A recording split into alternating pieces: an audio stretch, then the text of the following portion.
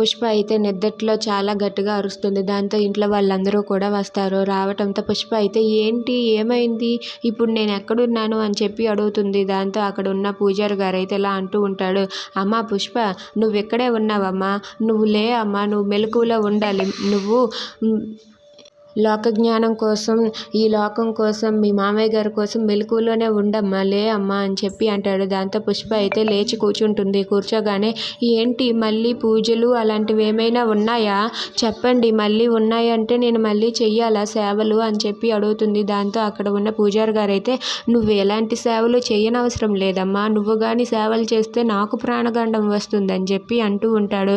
దాంతో పుష్ప అయితే మరి ఎలా, మా మామయ్య గారికి ప్రాణగండం ఉంది కదా అని చెప్పి అంటూ ఉంటుంది.